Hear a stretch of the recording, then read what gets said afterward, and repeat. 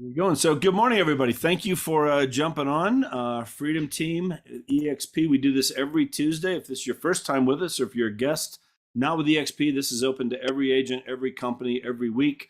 This is all just value add. We always have great content on here, great discussion, great topics. It's always different every week, and we just mix it up. So we're happy that you're here. You can definitely we can learn from you, and hopefully you'll learn something from all of us. The more we participate in this, the better it is. So if you can, turn your cameras on. Okay, it just makes it more interactive for sure. Whatever, just monitor your mics. Okay, we'll try and watch those, but just be mindful of that. If you do have a question, you could put it in the chat, or Stephanie might have some opportunities in here to ask questions along the way. 100% interactive. Yes. There you go. So we will interact here. But guys, thank you again. So we were happy that you're here. So Stephanie Gilezan. Stephanie is the newest leader as far as our Freedom Team group, but she's been in business for a long time. Started real estate when she was 21. What was that, 5 years ago, 6 years ago now? I wish. Yeah. So, but sold over 10,000 transactions that she's been a part of, and 3 billion in volume. I mean, it's just, her story, her background is just unbelievable.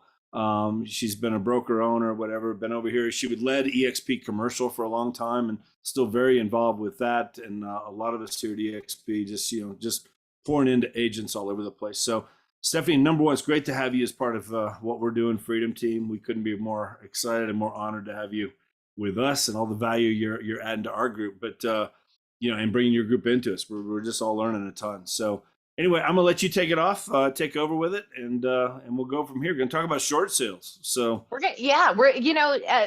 it's funny because, and thank you, Jeff, for all of that. And there's really nothing special about me. Number one, I'm not smart. I'm not the smartest person. None of that.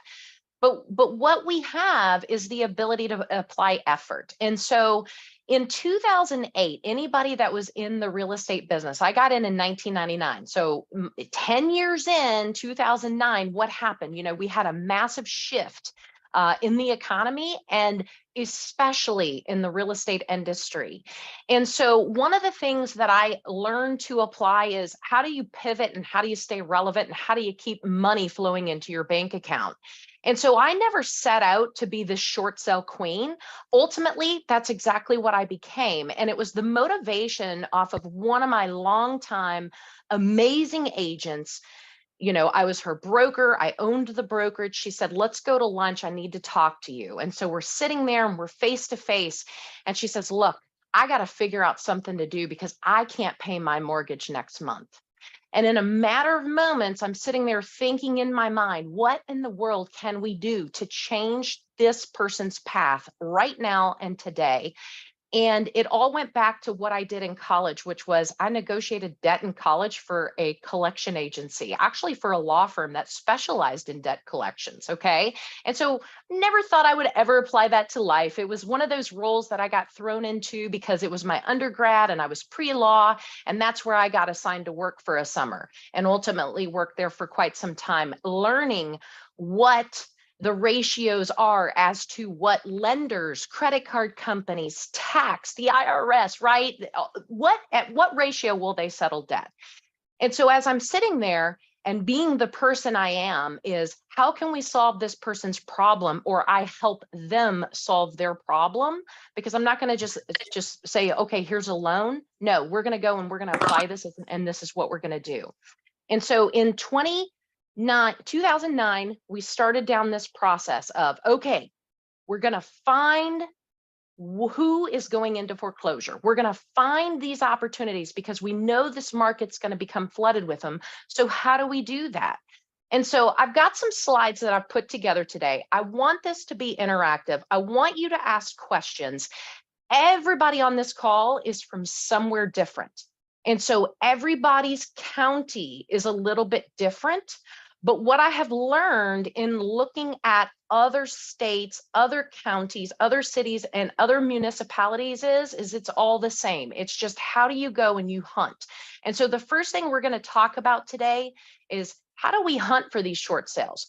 Because there's so much more than just a short sale. We're calling it short sales because that is a term that when you're in real estate, you all recognize. You know that somebody's having an issue. You know that maybe the property is not worth what they owed, and so therefore the term short sale comes in.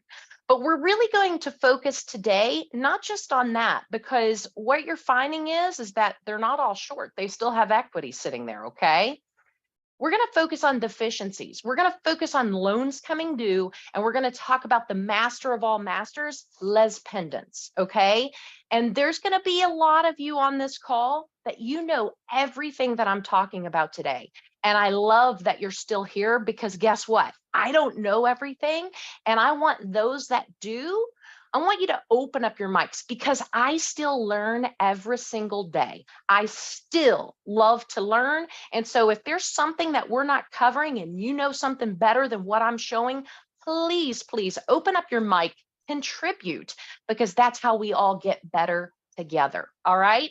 So where can you find deficiencies and loans coming due and all those above? County online land records, right? And so when you're looking at, a simple Google search. So like, for example, I'm in the county of Jefferson County in the state of Kentucky, and I can go to Jefferson County online land records, a site comes up, and then I'm able to look for what I love, which is Lis Pendens. Lis Pendens, Latin term for foreclosure. We'll get into that in a minute. Some counties do everything through their county clerk's office websites. Now, some of these are free. Some of these you got to pay a subscription to. I've got one county that I pay $25 a month to be able to go online and search. Big whoop, $25 a month, not that big of an expense for me to be able to go out and have access to these amazing opportunities. The reason why I like looking for the Lis Pendens is because there's two things that happens when it gets filed. All right, it gets filed, it gets scanned in. At the moment that it gets scanned in and it shows up on your county clerk's office or the online land record site, that happens before the property owner is ever served. It's about a 15 to 30-day process before that document gets to the sheriff's office, that then the sheriff has to go out and physically serve that human being, okay? They got 3 attempts to serve before then they just finally do leave it on a doorstep, okay? But that's why I like it, because a lot of what I was able to accomplish was I got to the opportunity first before anybody else knew about it, even the homeowner or the property owner. You're going to hear me say property owner a lot today, because short sales, deficiencies, loans coming due, it's not about just residential or commercial. It's about both, and it's across the board. And this information is there on those sites. There's a lot of paid data services out there that you can subscribe to and get this information emailed to you, sent to you. I don't know the best one, because one, I never paid for it. I never was that person that subscribed to it, because I knew how to go find it for free. And I liked my way a little bit better. Not that I'm right. I just like free. And you'll hear me say that a lot today. I do everything I can on minimal expense, because if we can do it, we can do it, right? Now, Zillow. Fake news, people. Zillow is fake news. When you see that something's in pre-foreclosure, it's 24 months old, 18 months old. I used to all the time get these people reaching out to me saying, hey, this property says on Zillow that it's pre-foreclosure. Yeah, I sold that 9 months ago. That's fake news. That's old news. Okay. So whatever it says on Zillow, trust me, they're like the last people to find out about it. Okay. So that's not going to be accurate. Don't utilize that as your tool to go look at. But also too, I want you to think about, who are your favorite closing attorneys and your title companies? Who are you sending a ton of business? Because a lot of these people are filing these actions, and you can create these types of partnerships and in the knows. And two, you also want to have those types of relationships, because you're going to need them throughout this transaction. Now, Jeff, there's probably about 9 different phases of this class we'll teach. And today you're going to find a lot about this being about the hunt and not necessarily about the process. So we'll probably do a short sale too and go through the exact process. But I want you to ask questions and remember, and just know we've got 1 hour for this class today. So I'm going to give you the best information to hunt for the process. Now, a lot of you know, I do a lot of commercial real estate. I'm not just married to the state of Kentucky in which I reside. I've got listings in 37 different states. How am I able to do this in such a small window of opportunity? I utilize Reonomy.com for that. And if we have time later, I'll open these things up and I'll show that. Another thing I love to follow are the code enforcement notices and fines. These are all done by your metro government, your city government, your county, whoever is governing that city, whoever's in charge of these property enforcement or code enforcement fines. I study those websites too, because listen, there's nothing better than finding these great opportunities of where somebody is not maintaining their property, their investment properties, their rental properties, their, whatever properties. Okay.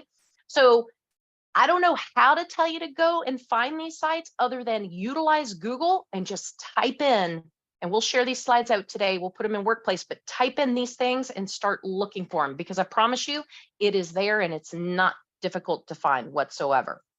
All right. So what is a Lis Pendens? A Lis Pendens is an official public notice that a property has a pending lawsuit or a claim attached to it. A Lis Pendens, it's just that. It's where the banks, the mortgage company, an HOA, or past due property taxes, or a contractor, or these property maintenance cases are filing a foreclosure because the debt has gone so long without being paid.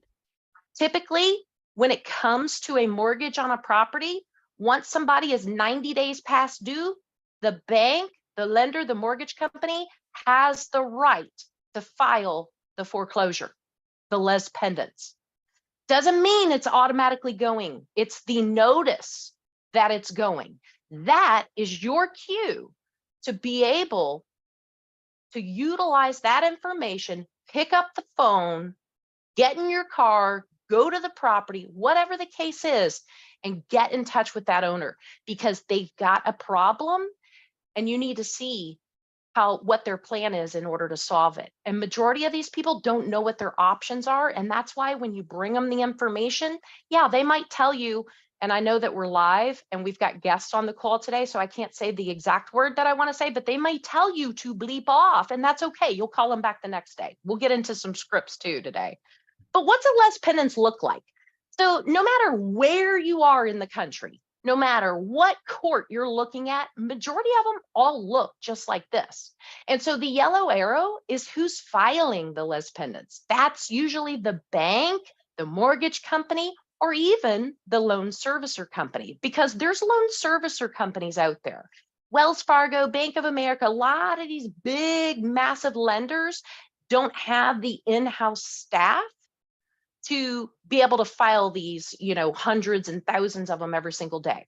So they might have a loan servicer that's doing it on their behalf. And that's okay, because that's the information there. Then versus, that's the defendant.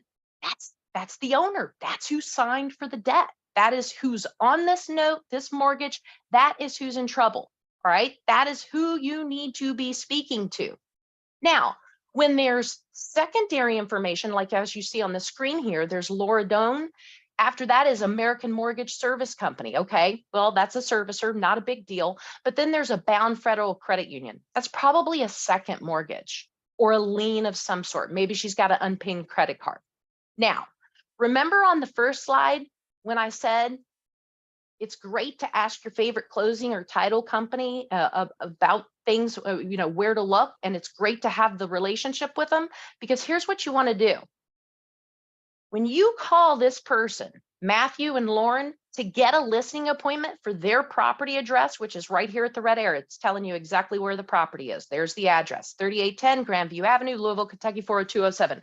All my Louisville people on the call are like, holy moly, oh my God, that's a great zip code. It is a great zip code. It's one of the most premier zip codes in Louisville as far as how quickly properties sell and how demanding the property is. But yes, it happens there too, right? These are not all junk properties. These are great properties. But what's great about creating that closing attorney title company relationship is because you want to have them run title immediately. And so how I work my short sale process, I got one closing attorney that I go to.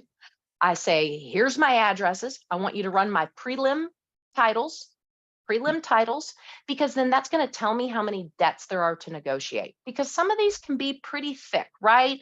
Medical bills, you name it, and so forth. But don't let that scare you, because the only thing that matters when negotiating these debts are the ones with the liens on the houses or the lien on the property, okay? But I still get those preliminary titles ran so that I am fully aware of all the information, okay? Next up, we have LPs. Now what? Well, I'm going to first go to the MLS and I'm going to check. I know this is a residential piece of property. I'm going to see if 3810 Grandview Avenue is listed on the MLS, because if it's active with another agent, guess what? I can't go list it now. All right. And I'm not going to call them. So that's number one you want to do, is make sure that it's not already listed. How do you find the owner's phone numbers? Well, I use White Pages Premium. I think it's $24, $29 a month. I get to look up as many cell phone numbers as I want with White Pages Premium Pro. And so I look up these phone numbers. I've got the address of the property. I've got the names of who I need to reach out to, and I'm going to call all those phone numbers. Now I have all that. What am I going to say? And this is the exact script that I use. You can frame it in any way you want. I just know that I've closed over 6,000 short sales in my career, and this works for me. Hi, Lauren. I said, hi, is this Lauren? Do you happen to own the property on Grandview? My name is Stephanie Gilezan. I'm with EXP. I specialize in helping property owners in your situation. I see that American Mortgage has filed a foreclosure action against you. My services do not cost you any out-of-pocket money, and there's a good possibility that you have equity in this property. Our goal is to prolong your stay in this property. Make sure that your credit isn't ruined for 20 years with a foreclosure on it. There is no need to file a bankruptcy. We can handle all the negotiations with your lender so you do not lose the home to foreclosure. Can I meet you Tuesday at 3 p.m.? Go right in for the appointment. Again, you can rephrase this any way you want, but majority of the responses that I would get to this entire thing, basically I'm asking that they're the right owner to the property that I'm calling about. That's the only time I ask for them to say a word, until the very end. And they usually are like, wait a minute, what did you just say?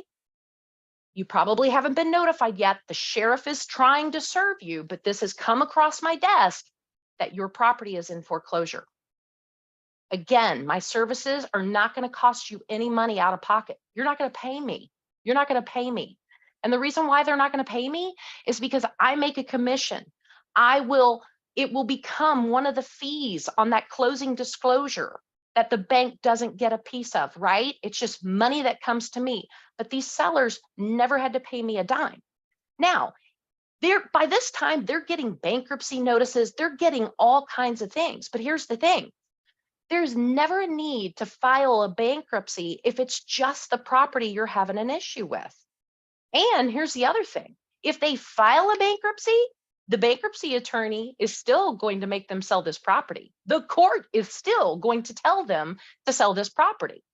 How do I know this? We'll get into that.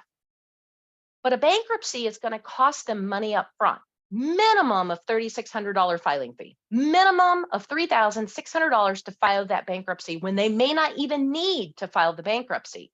And so them hearing from you that there's not going to be any out-of-pocket money from them to you or to me, that's what's important here. Because remember, they're in foreclosure for a reason. They can't pay their mortgage. So they need to find solutions that do not cost them money out of pocket. So that's huge. I want to pause right there for a second. I know I talk fast. Tell me to slow down, but unmute your mics and let's see what kinds of questions we have so far about anything that I've covered. Who's got a question, guys? Jessica had a question. Do you have to pay for the prelim title searches? She put that in the chat. No, you don't. And here's what you do. You make that great relationship, because here's the thing. In attorney-driven states, and I'm not sure, Jessica, which state you're in, but Kentucky, for example, Indiana, these are attorney-driven states. And so what happens is that you say to the title company, listen, I want you to do the preliminary title, and I'm going to bring you this closing.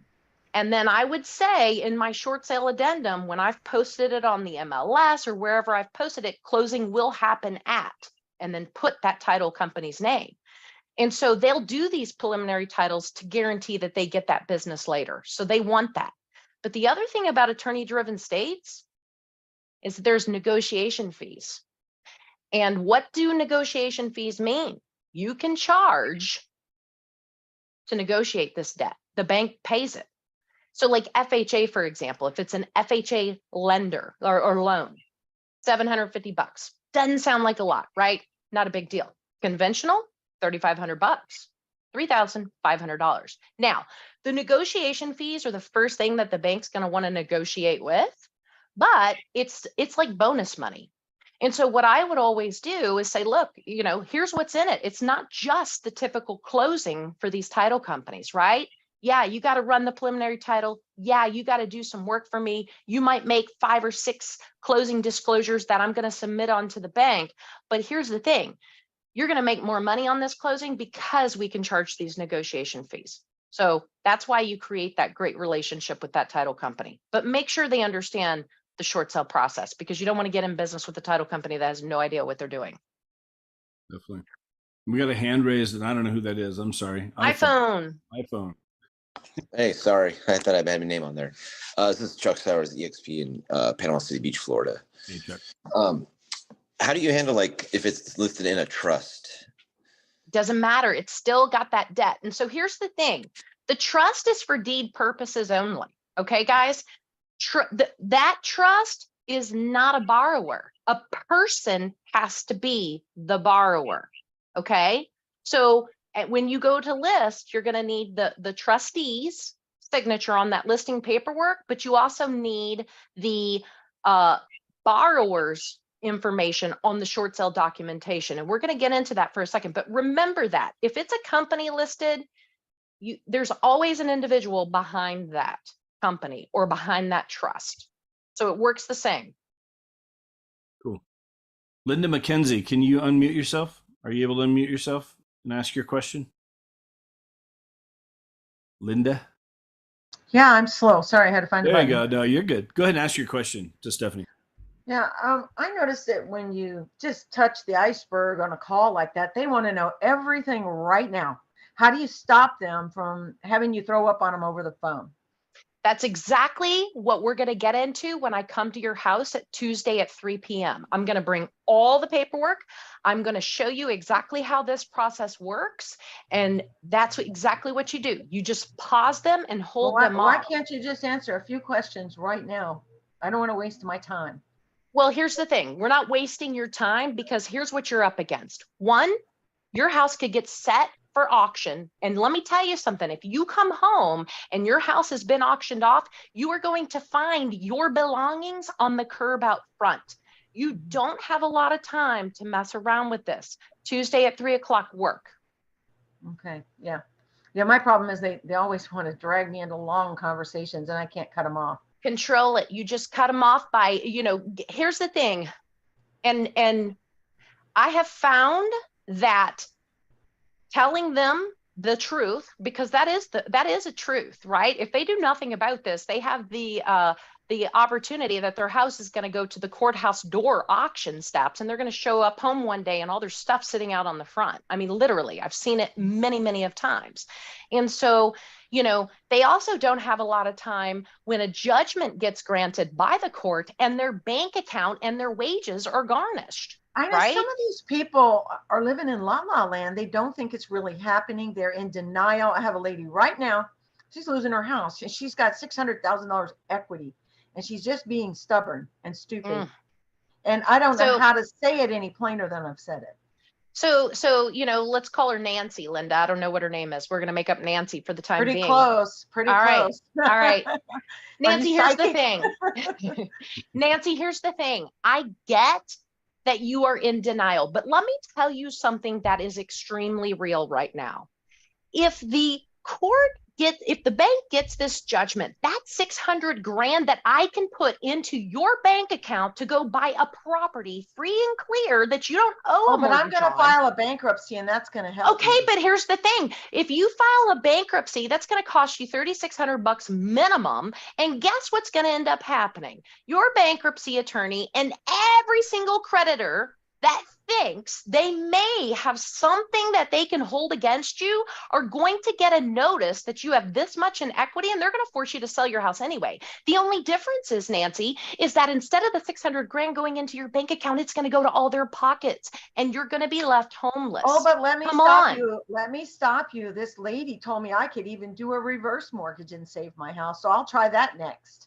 No. You absolutely cannot do a reverse mortgage. You already have a judgment. And the number one question they're going to ask you on the application of your reverse mortgage is your home pending litigation? The answer is yes. Boom, you failed. Would you call Nancy for me, please? I'm happy to, Linda. Guys, go ahead. I'm having the same exact situation with Linda. And this guy, he's sitting in the property. We tried reverse mortgage. It's not happening. And then I was like, but I can help you. At least you can, get some money. He said, no, I'm going to sit here until they kick me out. Crazy, But when absolutely they're sitting crazy. there with $600,000 in equity, I do not understand. I'm feeling like a failure as a communicator. Well, I tell you what, here's the thing, whether, and if anybody has any great solutions, please, open up the mic or raise your hand and we'll call on you. But here's the thing. These people are in a situation because they couldn't take charge of responsibility. Okay. That's the truth. So I want you to think about that. Both of you, Linda and is it Eliza? Eliza, I'm sorry, I can't read it so small. Eliza. Okay, perfect. Here's the thing. They can't take responsibility or take charge for their actions, okay? So what they need is somebody who can take charge of them. It is okay for you to be a little bit more forceful because they need it. They want it. They may not tell you that, but I promise you that is their mentality. They want somebody to come in and clean it all up. And that's why I go for the appointment. I get in their house. Remember Jerry Maguire when the line was, I'm king of the living room. Well, you know what? I am queen of the living room. And if I get in their living room, guess what? I'm walking out with a signed listing agreement and I know I'm going to make money. They want you to take charge. So show them that you are the person that can take charge and clean this mess up for them. Okay. Can I throw something in, Stephanie, real quick? Please. Because back 21 years of doing this, I'd never heard of a short sale until 2008, whatever. And all of a sudden, what's a short sale? That means I'm going to close in 2 weeks. No, it's anything but that. It's not a short closing at all, completely the opposite. But I remember, as I started talking with these people, I mean, my team and I in 2009, 2010, we had our biggest years ever in my 21 years. And it was 90% short sales. And as I would call these people, I mean, I had to realize they're so stressed. They're stressed out big time. They're behind. They know they're behind on their payments. They're stressed out. And I remember the more I could just I did list a little, I did something very similar to this right here. And I was able to get in the door, but I had to understand where they're coming from to some degree. There's a lot of mistrust. All of a sudden they might be getting pounced on by different people, different things going on. There's a lot of, there's crooks out there that will, let me come over, just, sign the deed over to me with a quick claim and I'll take, all these different things that can go on with some of this kind of stuff where, you've got to be able to connect a little bit, listen to them, empathize a little bit, but you can get in the door. Most people, they don't realize that they can do a short sale. They don't know what a short sale is. It's almost like their hands are in the air. I'm just going to lose the house and oh, well, whatever. And they can get out of that situation and you have to be the one to be able to get in there and explain how this works. And when you do that, that bond will happen. That trust will come in there. You'll build that and you get the listing. We did probably 300 of these over 2 years. Yeah. It's crazy. But, absolutely, Jeff. And the other thing to share with them too is by handling it this way, the bank, their lender appreciates them, right? And so the foreclosure is not going to be on their credit. Within 2 years, they'll be able to buy another property again. They'll be able to finance it. And so that's what you need to get them focused on, is the outcome of the greatness that's just short-lived right off in the distance, right? But to ignore the problem, I mean, you know, you file bankruptcy, you got 3 years before you can do anything, right? Yeah. So that's way longer than doing this. But also on top of it, you let the foreclosure hit the credit, you're screwed. It stays there for 20 years. Some lenders say it affects them 7 years on their credit, but it stays there for 20 years. And there's nothing like going, you know, let's say you've got $5 million in the bank and you go and apply for something and all of a sudden they're like, oh, wait, in 2003, you filed foreclosure. How embarrassing, right? When you've already straightened up everything. It's almost like being a felon in a way. It never goes away unless you find a way to get it expunged. This is the way to get it expunged. For sure. Patricia Ann, Stephanie, real I have quick, go ahead and, I oh, I'm I sorry, have go ahead. one more comment. If they happen to have equity, there's no reason to file a bankruptcy, right? That's right. That'd be the dumbest thing to file the bankruptcy. They Yeah, I just don't need to sell the understand, property. you know, why a person would file if they have equity. You're just kicking the can down the road, right? That's right. That's exactly right. You don't want to kick the can down the road, and there's no reason to file that at all, because they can pay that off and you know, I mean, just be whole with money in the bank. Definitely. Patricia Ann, you wanted to throw out something? Go ahead and turn on your mic, whatever you want to say. Yes, sir. So in some situations that I've dealt with, when it is actually a short sale and they don't have equity, I was able to give them peace of mind because they get to stay in the house until we get it resolved. That's right. Right. So if they've already, and considering the last couple of years around here, people have paid way more for these houses than they were actually worth. And that's going to kind of come back to bite them on the back end. But if they didn't have equity, they got peace of mind that nobody's going to put their stuff out on the yard. And it may take 90 days, 4 months for that short sale to actually close. You know, if they do have equity, then that's a whole nother situation. We get them out and we get their money. But giving them peace of mind that they get to save a little money, because they're going to have to go at some point. And y'all need to save some money and prepare for this transition from this house. That's Just right. Thank you. Charles. Yeah, I was questioning, in your experience, is, I guess, like if it's an HOA filing this, do they typically not work out because they say, oh, I just forgot to pay it, or there's some miscommunication versus a lender where, you know, like they haven't been making, like, bank's not going to mess around unless they're serious. But in HOA, maybe it's a fine system where they're just, I guess in your experience, do those typically pan out, or is it really just an error of miscommunication?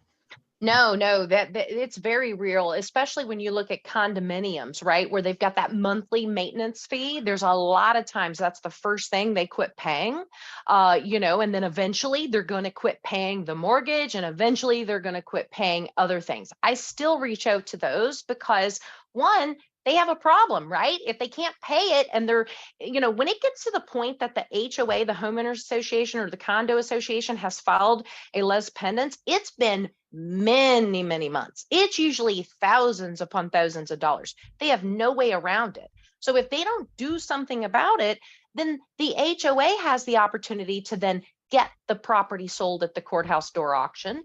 And they don't want that to happen. So it's still that same process. And, you know, even the ones that I've reached out to that are like, well, I'm not paying my HOA because the board is mismanaging this place and I can afford it, but, you know, they suck and da da da. And I'm like, well, it sounds like we need to sell your property anyway, because you're just really not happy there. So, you know, how about Tuesday at 3? These are opportunities, you know, the goal, you know, it's the low hanging fruit. The hand is raised that, hey, I need help. And the answer is they need to sell the property. All right, next one. What do we have? Questions? Hey, this is Sean here in Colorado. Can you walk me through how to find those at the particular county office? So I assume you go to the county clerk and recorder's office. I'm just looking online now, trying to figure out how do I search and what do I do exactly? Well, and again, I don't know what county or what area you're in, so I haven't researched yours. Jeff, did my screen change? Am I on Google now? You're on Google now, yeah. Okay, Sean, perfect. Sean, I know, like up here in Colorado Springs, because you're here in Colorado, I know for us, we go to the public trustees. I can go to the public trustees website. That's where I go, and I can see it. So it's going to be different, but yeah, go ahead. Yeah, it's going to be different for any municipality. But I mean, literally, I know that in this particular county that I need to look up Jefferson County online land records, okay? And then once I get there, I'm going to click this link, and then it tells me, oh, we've upgraded, so I got to click this link. And so then I'm in, okay? And so I want to search, I want to search by party name, okay? And of course, I only want Lis Pendens. So I'm going to scroll down to Lis Pendens, okay? And I'm going to do a start date of, we'll just start at the first of the year. Now, I don't know a name. I want all of them, okay? Now, here's something funny, okay? If you don't put anything here, it's going to say, well, you didn't put a name in. I don't know if all your sites work this way, but I know all of the counties that I do this business in, that if I hit an asterisk and I execute search, I get all of them to come up, okay? So 384 foreclosures have been filed since the 1st of January in this county. And this is free, guys. It's free everywhere. You just got to know where to dig for it. And it's sometimes a little bit hard to dig. So don't be hesitant to call. Reach out and call the county you're in and ask them the question. These are government workers paid for by all of our tax dollars. They work for you, so ask them. Or drive there. You know how many counties I've driven to, walked in and said, look, I can't find this. Show me everything. They will write it down because they don't want to spend the 35 minutes with me to show me how to do it. They'll just write it all down and then boom, you know. So we've been able to master this across many, many different states as far as, you know, counties go. But that's all you got to do. Okay. Cool. Thank you. Let's do All right. one more question, then you can move on, Stephanie, and we'll come back to these here. Is it Eliza? I'm sorry. Eliza. Eliza. Okay. So for the condos, you find it the same way if they're not paying the HOA fees, you find it the same way you find in other properties? Yeah. Okay. Yes, you do. Yeah, you do. And as you're scrolling through the list, you know, you'll see, like, here's one right here, Brookhaven Neighborhood Association. Here's where they filed it. So if I click this, you know, and this happens like that in any county, you know. So if I click this and look at view, it's going to show me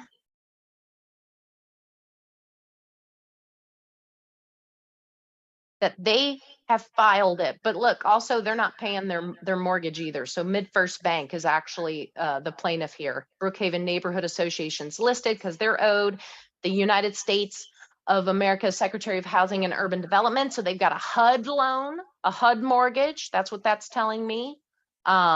They've got a bunch of different hospital things. When it comes to the short sale, none of these matter. You know, they're there, but it's not a big deal. But Kathleen and Victoria Redding, anybody in Louisville, Kentucky, Victoria and Catherine at, let's see here, 4307 Brookhaven Avenue, 40220, another great zip code, need some help. Who would have thought this was lead day, right? There you go. Cool. All Let's right. move on and we'll jump back into more questions. So there's some more that are here, but go ahead, Stephanie. We'll come back. All right. Okay. And on Good. this slide, I've said a lot of these things, right? But, you know, finding that attorney title company in your area that specializes in short sales, because, you know, here's the thing. I got so big and so many listings at one time that I couldn't negotiate them anymore. I was doing hundreds and hundreds of these, literally a month. And so basically I trained an entire title company here in my area to do the negotiations for me. Okay. And that was the deal that we worked out, because if they wanted all these closings, they had to earn them by doing the negotiations. And so that's number one. You don't have to be a negotiation specialist if you find that relationship, right? Again, we talk about preliminary title. That is so important. You've got to run that preliminary title.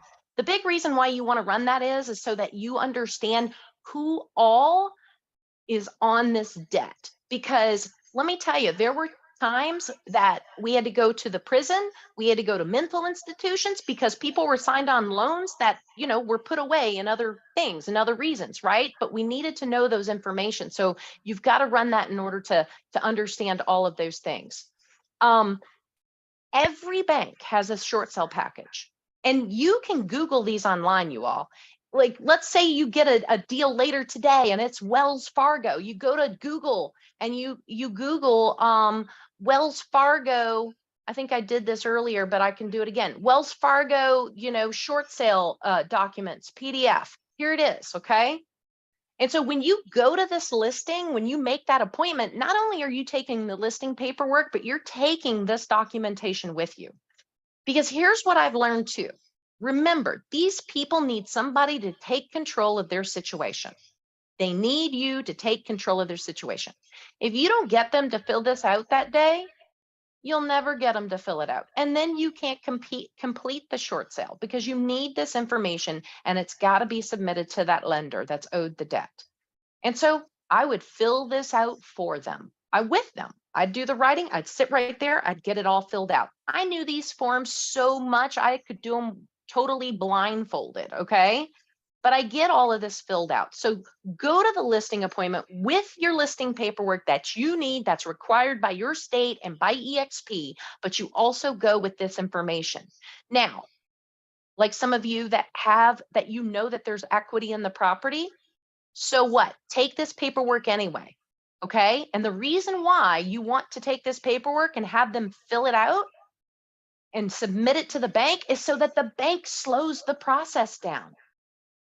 If they know that there is a workout happening, then they're going to pause setting that house or that property for auction. So that's very important to do, okay? Very important to do. But this is the information that Wells Fargo and many, many other banks, they all look very similar alike, that you need to have those people fill out, all right? And then there's the rules of the short sale as it relates to Wells Fargo.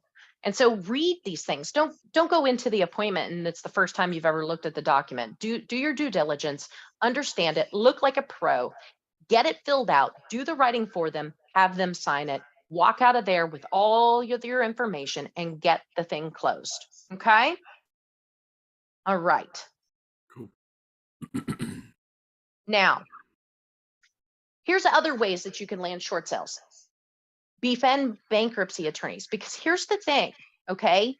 Judges do not like bankruptcy attorneys to show up to court and all they got's a house or a property to deal with. They actually get scolded for that.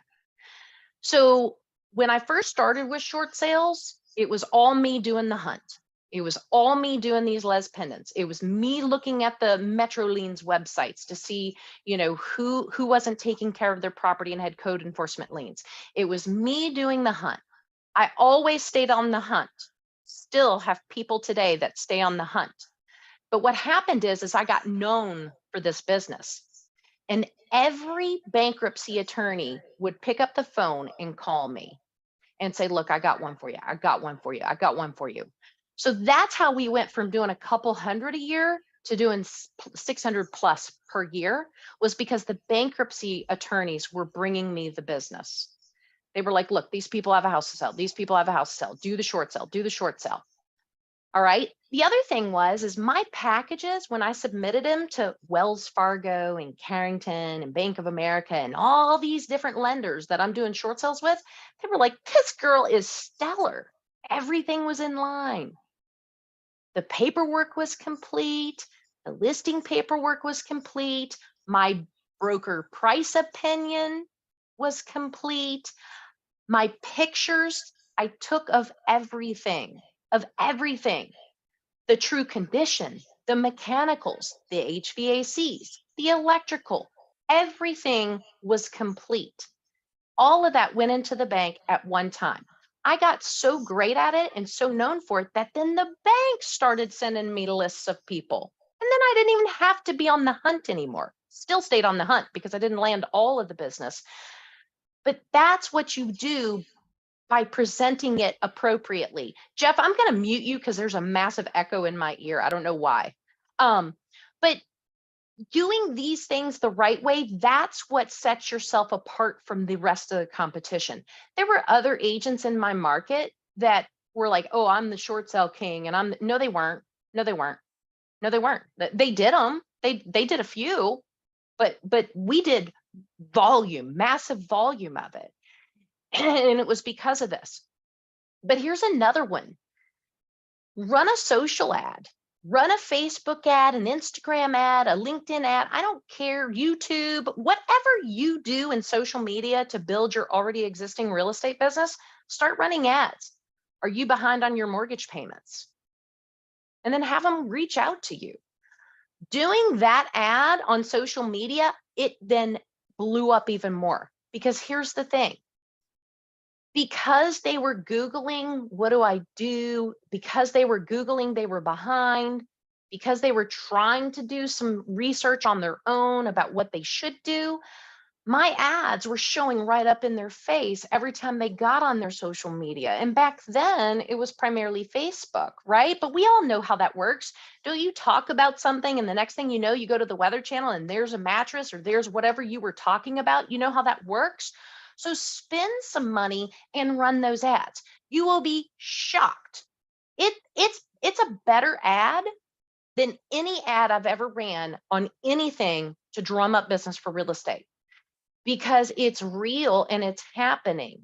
And yes, they are behind and they want to know what you have to say or what the solution is. Don't put what your solution is. Don't put what you do. Ask the question and let them click and let them read a little bit, right?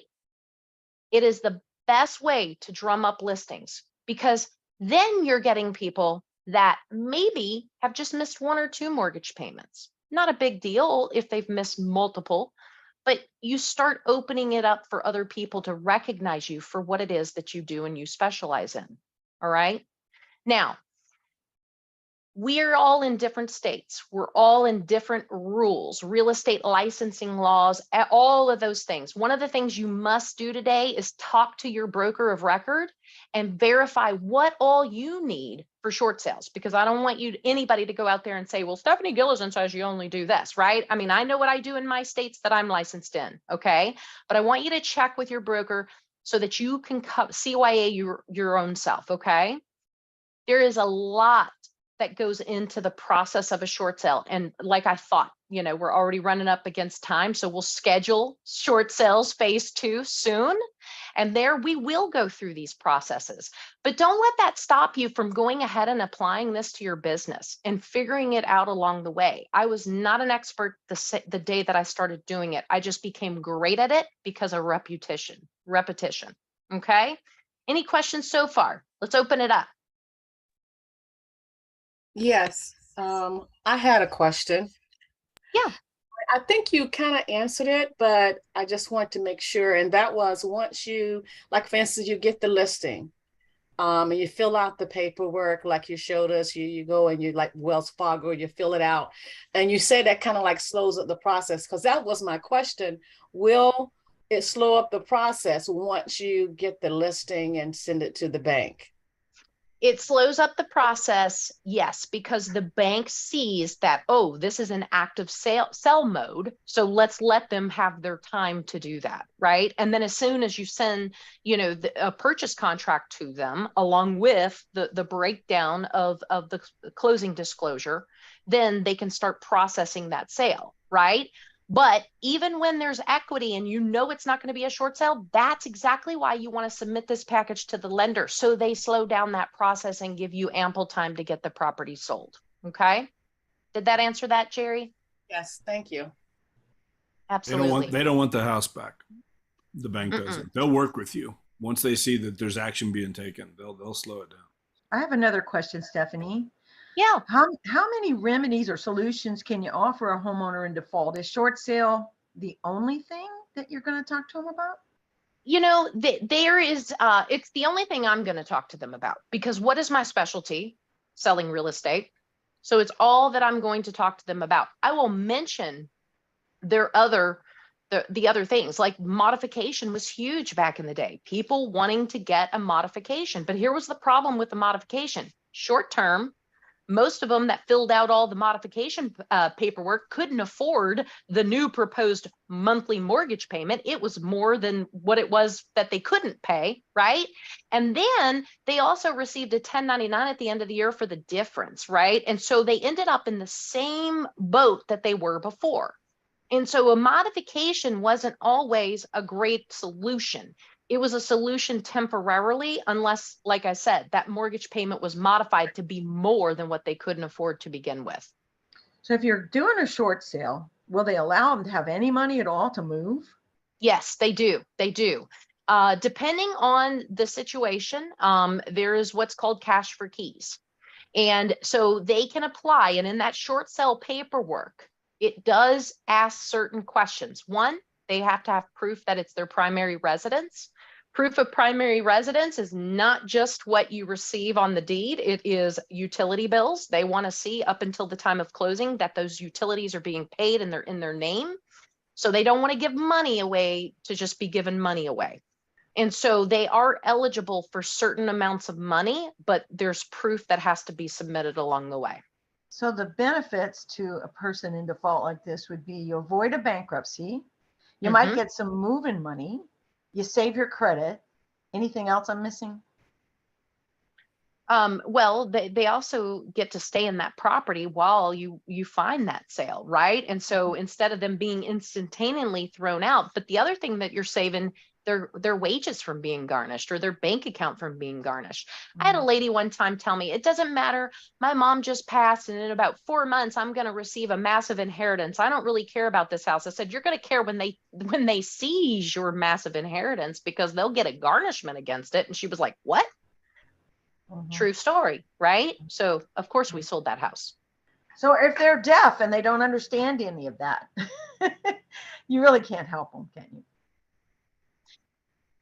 You don't mean deaf, really?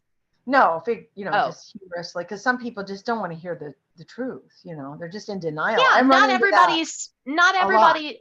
Yeah, well, if you're running into that, if you are running into that a lot, Linda, I'm going to challenge you that there's a better way to communicate, okay? Because it's not.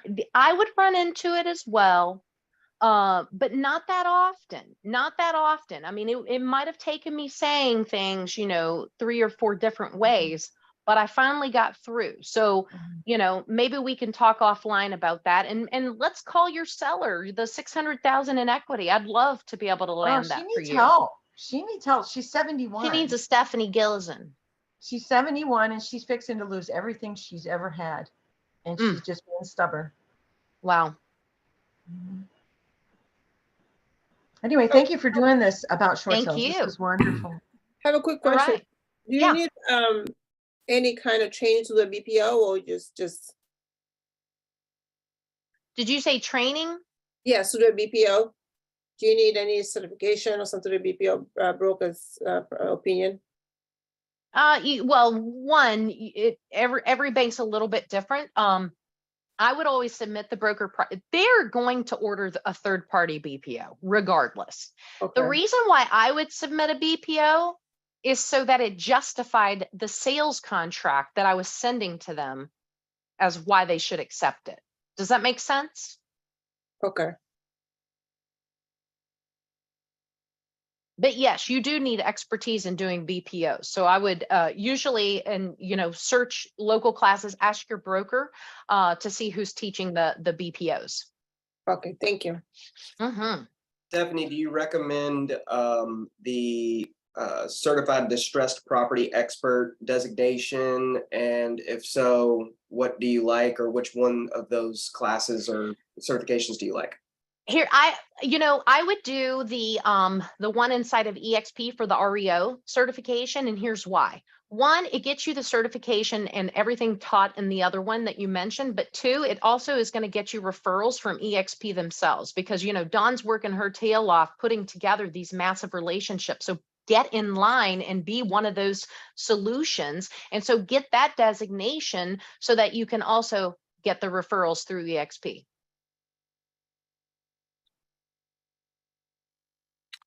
Somebody had a question here. Brittany had a question. Is notice of election and demand the same as Lis Pendens? Yes, I it think so, depends. yeah. Yeah. The REO, Joseph, go ahead. the REO classes are starting today at noon Central Time. Perfect. There you go. And those are Uh, ongoing, you all, so they happen often. Yeah. Dave, you want to unmute yourself? Ask your question. There you go. Yeah, do you ever incorporate the idea of express offers into the conversation? You know, here's the thing, Dave. Back in 2009 to 2015, I wasn't with EXP, and nor even if I was, we didn't have express offers. So I did not do that. Going forward, that could be something of consideration, but also too, you got to remember, and maybe it's better to ask the express offers people Terry that runs that department. But you know, a lot of these investors on express offers, you know, they want to discount it, you know, based on certain percentages and different things of that nature. And so if you can justify that offer price to the lender you're trying to get the short sale approved for, then I say go for it. If you can't justify with your BPO and you think when they hire that third party, you're going to look fishy about, you know, trying to get it for way less than what, you know, they should settle for, then that's the answer. So I was always, you know, that was another reason why I got so many deals from the banks themselves, was because they weren't losing as much money as one would think. A lot of agents went into this industry and said, oh, I'm going to short sell these for, you know, 10 cents on the dollar. No, you're not. And then they got labeled, you know, by the banks as, oh no, we don't want to do business with them. So, you know, that's one thing to be worried about or thinking about. Thank you. One quick comment that I'll make, Stephanie, and you know, it might be different today. I haven't done one of these in a long time. They really haven't been around well, they've been around, but just not the way they were back in the day when I did, you know, several hundred of them, like, you know, Yeah. back like you did. I remember going to Denver, and I went into the short sale department. I think it was Countrywide back in the day, Countrywide Home Loans. I think, whatever. Yeah. Way back when. I'm not kidding you. Here's this massive, like this. It was like a warehouse. All these cubicles and all these short sale negotiators, you know, and I'm walking down, they're walking me down through, because we've done something, walking me down through this row, and here's literally stacks of files sitting on these people's desks. So here's what I want to say with this, and here's what I learned back then, and it's probably going to be the same today, is, you know, like as realtors, like, you know, get your package together. Get this stuff together, get that short sale package, get that whole package as complete as possible, get it into the banks, okay? And when they call you and say, you know, now you're in the works, you know, whatever, because you're in lot, you're now up basically, and they need the newest whatever they need, you know, last month's utility bill, and they need this month's this and whatever. Get that stuff in and together as quick as possible, and you have to educate your seller on that, because I just, like, when I call you and I need something, I need it, because if you don't get it in, like if it's a few days later, all of a sudden, here's what I saw, that file that's now on the top just went to the bottom, and they're moving on to the next one, because they're getting paid a commission for every short sale that negotiator gets to closing. I mean, it's like, that's how that worked back then. And I'm assuming it probably is going to be the same today. But I just remember, like, the more we could be on it, the more we got done. If you waited, all of a sudden now you're, you know, whatever. And eventually it does go to foreclosure if you're not, you know, on top of these things. So anyway, just. Yeah, and you're so right, Jeff. And that's being prepared with those packages is why I would get the business from the lenders themselves. Can you all see my screen, this little sheet? I mean, I've even got these checklists, right? This is for the seller. When I go and show up there, actually, I send this to them before I meet them. And basically I'm bringing that packet that I showed you all that I'm going to fill out with them and make sure they sign. But I'm already telling them I need 30 days of pay stubs. I need their 2 most recent years of tax returns. I need their 3 current months of bank statements, all pages. I need a current utility bill for the proof of occupancy. And I need the signed hardship letter. All of these things, I'm setting the precedent, because here's the last thing I'm ever going to do. I'm not getting in my car and going back more than once. One time. And these people don't have scanners. A lot of times they don't have, back then we used fax machines, right? They didn't have access to it. So I didn't want to keep driving around town all the time chasing this paperwork. And so putting all those ducks in a row, and like Jeff said, putting it all together, submitting it one time to the lender, you're a dream. They're like, we want this person to do all of our short sales. Can you service this? Can you do this? Because the package was perfect. Perfect. Okay. Yeah. And maybe Stephanie, you could upload that into the workplace group along with, Sure. with your slides and stuff. And that way we have access to all this stuff. That would be great. And if you're not with EXP guys, just, reach out to whoever invited you onto this, and we'll make sure we get you these slides and paperwork as well. We'll get that out to you. So, any last questions, guys? We're right at the top of the hour. We definitely need a part 2, Stephanie, probably maybe a part 3.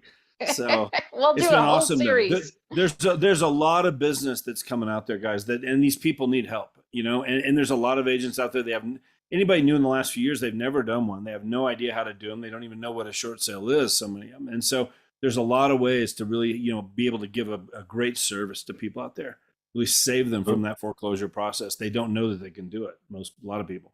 So Jeff, the purpose of this class is just to educate us. Is that it? Yeah. I mean, just, get things to think. Go ahead, Stephanie. Well, the purpose of this is to give people ways to grow your business. If this is something that you're not focused on, maybe you should be focused on. There's very few agents in this industry that know how to really do it right from start to finish, and finding those opportunities, this way, right? When inventory is low and not everybody's racing to come to the market to sell their property, go help the low-hanging fruit. Low-hanging fruit meaning they need our help. They need their property sold. They need a solution. So go be that solution for them and get yourself a listing. Is RPR a good source for finding these properties? No. Okay. Cool. Any other comments, questions before we go, guys? Hey, Ways Jeff, to help you said- build your business, ways to mastermind, this market shift. I mean, whatever, everybody's some sellers, buyers pulling back. Let me see what happens. But there's a lot of business still out there, and it's a great opportunity. I exploded my business back in 2008, 2009, 2010. Hey, Jeff, Yeah, go ahead, Joseph. you said something about going to Denver and stuff like that. Mm-hmm. And I saw that my broker, when I was with Keller Williams, he had a lot of leads, short sale leads coming out of Denver. Is there some kind of a location there that? I'm honestly not sure about Denver. I live in Colorado Springs, so like for me, I did what Stephanie did. I just went to the public trustee's office. That's where I found ours. Online, I could go in there and I could see all of every week you'd see the new postings, new things. Joseph, I would search whatever county Denver is. I would search that county and Google the county online land records and see where it takes you. You'll be able to find it. It's a massive metropolitan city. It's going to be online. Yeah. No, with me, I'm in Arkansas, and so that is why I was wondering that, because it looked like there was somebody who was supplying him with all these leads from the Denver area, but I didn't know. I ended up going to Denver, just whatever. Countrywide had a big division up there, and I was doing so many of these, and I had done several through Countrywide. And so this one guy just, hey, you should come up and see what we're doing up here. I just went up there one day and spent an afternoon up there. It was amazing to me. It was fascinating, but it really showed me too, man, there's, here's what's going on. And it helped me to just be on top of things, because I realized, like, here's how this process works, like you got to be on top of it. So it just, it's a learning curve. It's just another tool you can put in your toolbox. Now, some of you guys might watch this like, I don't want to do short sales. You don't have to do short sales, whatever. But it's another tool you could add in, and it's a great service you can provide to people, because there's a lot of people out there that are, they're behind on their payments. We're going to see more and more of that with this economy and everything else going on. So just things you can, ways to help. A lot of us could do this, but it's kind of lonely being by yourself. Is there resources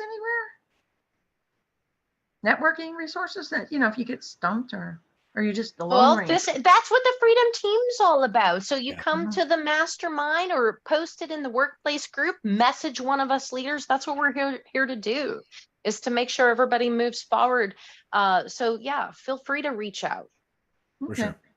You'll get all kinds of support through Freedom Team, through EXP. If you're part of EXP, there's a lot there that you can do. So, I guess I didn't realize I joined the group. Whoops. so very cool. Well, guys, let's wrap it up. Stephanie, thank you very much. It was Thank awesome you all. stuff. Have a great day. Info. Guys, have a great day. This recording will be up and posted on the workplace group within the next hour. So you can watch it again. A lot of good info there. You can share it with people if you want to. If you're not part of EXP, let us know. We'll get you the recording as well. So we appreciate it. We'll see you back here next Tuesday, same time. Okay. Thank you, Stephanie. All right. We'll see you Thank guys. you. Have a great day.